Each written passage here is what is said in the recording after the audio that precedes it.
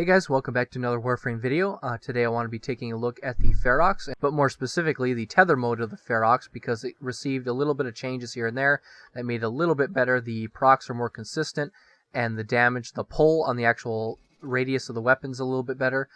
So if you know my channel, if you've been subbed to my channel for the past few weeks, you probably noticed that I've been using Nyx a lot, and I've been using her Psychic Bolts to remove armor. So the first showcase I want to show with the weapon is obviously just a standard, just you remove armor of enemies, just so it does better. This is my Nyx build. I call it Party Pooper because you can't have enemies running around with armor. This removes 100% for a decent duration. And I have tried this. I will show this off to its standard damage build for the tether mode, but because the tether mode deals so little damage, and disregard what you see on here, the even the throw damage, that's if you hit an enemy directly. The tether mode, sadly, isn't listed on here at all in the UI. There's probably a dozen or 2 dozen weapons in the game still that have secondary fire modes, but for some reason DE still hasn't put them in the UI, so that's kind of disappointing. But I can tell you right now, it has a 10-meter range, so it'll pull enemies from 10 meters away.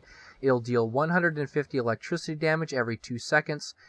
With a decent status chance. So basically it has like a 0.5 fire rate, basically as much as the charge.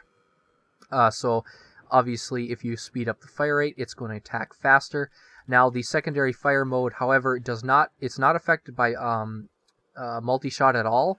So you have to pump, you can only pump up damage, faction damage, and elemental damage, or a combination of speeding up the fire rate like with this build, or the damage. So this is actually the build that we're going to be using. That's the good one. Now we have a full gas build with continuous misery. Now continuous misery is important because while the status is good, you want your gas procs to stack as much as possible. So the more gas procs you get, the longer they last. And then we have Prime Bane of Grenier, so we can double dip, or triple dip actually, those procs that we get against Grenier. And when we remove armor, it's even better. There's 3 different modes that I want to show, or 3 different synergies. In fact, the first one's Nyx, like I said, to remove armor. But first, I'm just going to show you what a normal build does against level 100 Grenier. It's not very good, as you might kind of expect. It'll pull them in. It'll do damage fairly quickly, as you can see. But the heavy gunners will die from this duration. It only lasts about 20 seconds, I think. Until the Ferox returns, but it will not kill the napalms. So I can see against the heavy gunners, that's decent, that's respectable. Also, if we remove armor, it doesn't do much better. As you can see, it's still going to take a while. If I remove armor, the napalms sometimes die, depending on the RNG of heat procs. But yeah, as you can see, it wasn't very good. However, this is where it gets interesting. So now we're going to switch to our gas build. We're going to toss this out. Now it's going to do low damage at first. 101 is pretty respectable, and 171. Then we're going to remove armor. You're going to see it kills them very quickly.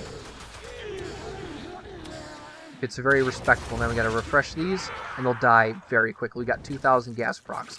It's because with gas, if one enemy gets affected by a gas proc, all the enemies around them will also get affected by gas, and so if you get multiple enemies at once, it stacks and stacks, and then with that duration, basically, as long as you get a single gas proc, that'll last the whole duration of your Ferox throw.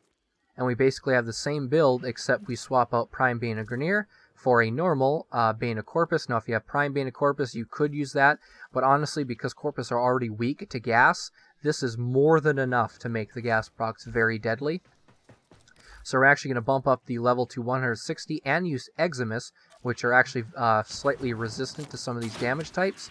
And we're just going to throw it. We're not going to do anything else. As you can see, Mo is already dead, and the Tex will be dead any second now. That is very respectable, considering that this weapon, it's okay on the fire mode, but when you use this tether against Corpus, it's absolutely deadly. And you can see the range, they actually show it now. The range is about this little hallway here, this gap. So as long as you have a gap like this, you can lock down an entire area. Now for the second synergy, it's similar to Nyx, but it's more of a synergy combination. It works a little bit better. It helps Saryn, and it helps the Ferox itself.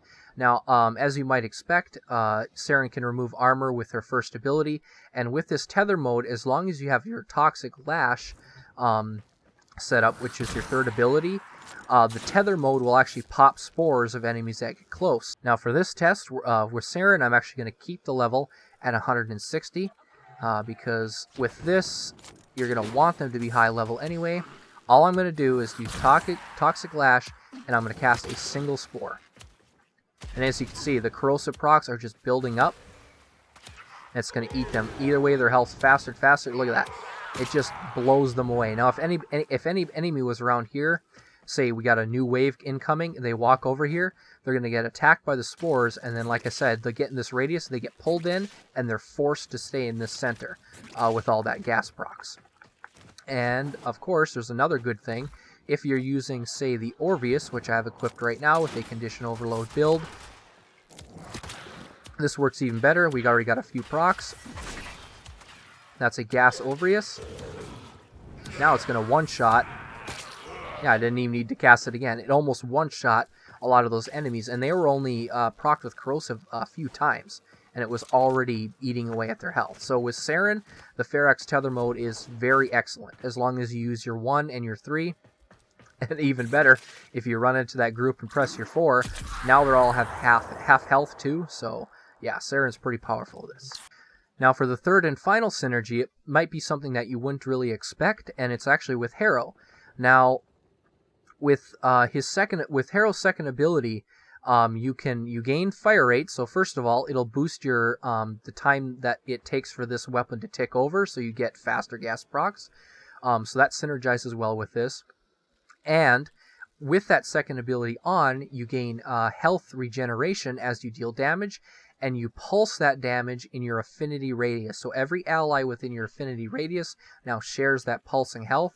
So you essentially become a slightly better Oberon in terms of healing your squad as long as you have enemies in the Ferox radius. I've done this video before actually with some friends, and it actually worked pretty good. But now that the Ferox was slightly improved, it actually works even better than it did before. Here's my main Harrow build. It's not anything special. It's just like an all-rounder. We just got basically similar stats, similar duration, efficiency, range, and strength. So I can use all abilities and everything's kind of evened out. Now for this specifically, I'm only going to do heavy gunners because napalms do enough damage that if there's several of those blasts at once, they will kill me. But with heavy gunners at a level 130 with the build I have, and of course Arcane Guardian, that's helpful to have.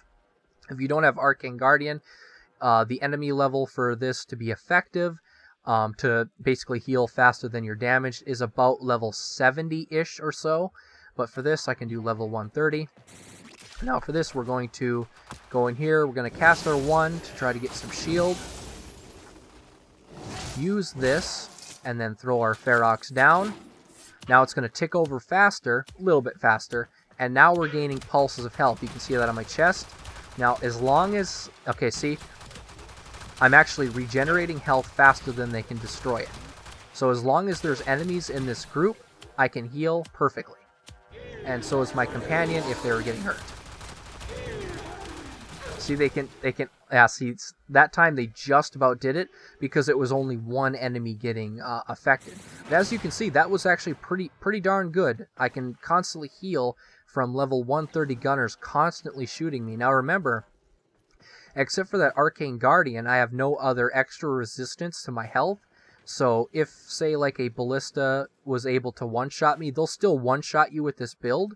But as long as you're, like, running around and doing other stuff... Oh, another thing is because Harrow actually heals with this second ability, regardless of where the damage is coming from. So I could actually throw this Ferox at the beginning of a level, say, like maybe an enemy spawn point. If I'm way over here, it doesn't matter. I'll still regenerate health. And this would actually work great with another Inaros on the team, maybe a Nidus.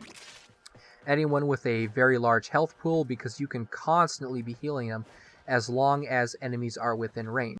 I hope these synergies kind of help you out. Maybe you'll build the Ferox now or rebuild it, or just kind of dust it off and see if it works for you. So yeah, thanks for watching.